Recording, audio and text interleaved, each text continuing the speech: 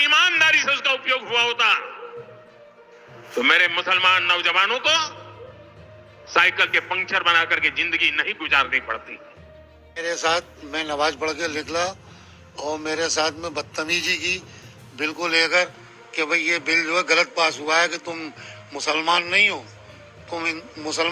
तुम हिंदू हो गए। दोस्तों आज आप लोगों को मैं दो वीडियो दिखाऊंगा। पहली वीडियो में आप देखिएगा कि कई मुस्लिम वक्फ बिल के खिलाफ थे, लेकिन एक मुस्लिम बुजुर्ग वक्फ बिल को सपोर्ट कर रहे थे। फिर वहां पर माहौल गर्म हुआ और इस मुस्लिम बुजुर्ग जो वक्फ बिल को सपोर्ट कर रहे थे, इसकी हालत किस तरह कर दी गई है स्क्रीन पर वीडियो दिखाऊंगा, आप इन्हीं की ज़बान से सुन लीजिएगा। दूसरी वीडियो दिखाऊंगा नरेंद्र मोदी साहब की वीडियो। मैं पहले ही कहा था दोस्तों कि नरेंद्र मोदी साहब आजकल हिंदुओं की तरफ ध्यान ना देकर मुसलमानों की तरफ ज़्यादा ध्यान दे रहे हैं। वक्फ बिल के ज़रिए मुसलमानों को अमीर बनाना चाहते हैं, लेकिन मुसलमान लोग ये बात समझ नहीं पा रहे थे। आखिरकार नरेंद्र मोदी साहब माइक पकड़ लिए, कैमरे के सामने माइक पर ज़ोर ज़ोर से ऐलान करने लगे कि हमारे मुसलमान नौजवान पंचर की दुकान बना रहे हैं। किस तरह से नरेंद्र मोदी साहब मुसलमानों को लेकर चिंता जता रहे हैं, माइक पर वीडियो आप लोगों को दिखाऊंगा। नरेंद्र मोदी साहब शायद मुसलमानों की पंचर की दुकानें बंद करा करके बड़े बड़े बिजनेसमैन शायद बनाना चाहते हैं, इसीलिए चिंता जता रहे हैं। तो क्या कुछ कह रहे हैं नरेंद्र मोदी साहब मुसलमानों को लेकर, स्क्रीन पर वीडियो दिखाऊंगा। लेकिन आइए सबसे पहले मैं ये वीडियो दिखाऊंगा।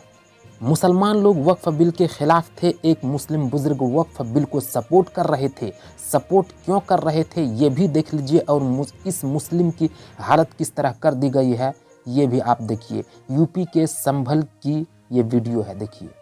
मेरे साथ मैं नमाज पढ़ के निकला और मेरे साथ में बदतमीजी की बिल को लेकर कि भाई ये बिल जो है गलत पास हुआ है कि तुम मुसलमान नहीं हो, तुम हिंदू हो गए हो, तुम हिंदू हो।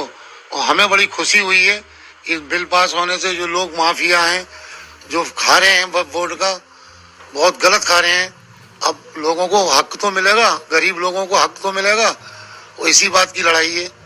और इसीलिए मेरे लोगों ने मारा, मुझे 5-7 लोग थे इकट्ठे होकर आए। क्या घटना हुई आपको? मेरे साथ में डंडा भी मारा है मेरे, और एक धारदार चीज थी उनके जो मेरे कान में मारी है। मेरे आवाज भी नहीं आ रही, कान मेरा सुन पड़ा हुआ है, और मेरे पीछे भी चोट आई है, डंडा मारा है, और मेरे बाईं तरफ भी है दाईं तरफ भी है। मुझको 20-25 लोगों ने मुझको मारा है। लगता है चाचा को नरेंद्र मोदी साहब की बात समझ में आ गई है, इसीलिए वक्फ बिल को सपोर्ट कर रहे हैं। उसके बाद ये मामला वहाँ पर पेश आया है। बहरहाल आइए अब नरेंद्र मोदी साहब की वीडियो देखिए।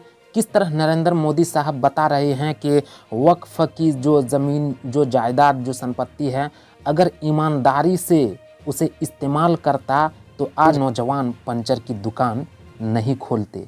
जरा वीडियो देखिए। लाखों हेक्टर जमीन पूरे देश में है।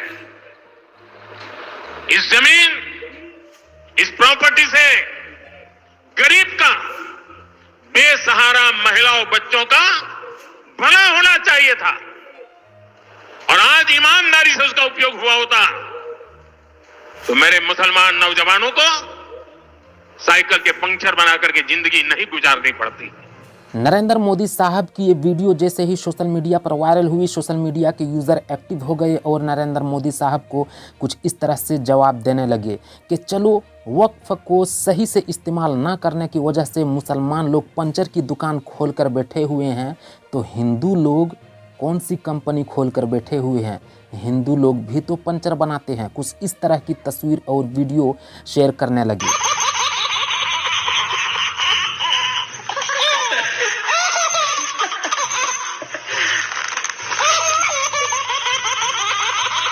और इतना ही नहीं दोस्तों, कटिंग चाय वाली प्रज्ञा मिश्रा भी रिपोर्टिंग करने लगे और कई हिंदू लोगों से जाकर मिले जो पंचर की दुकान में पंचर बना रहे थे।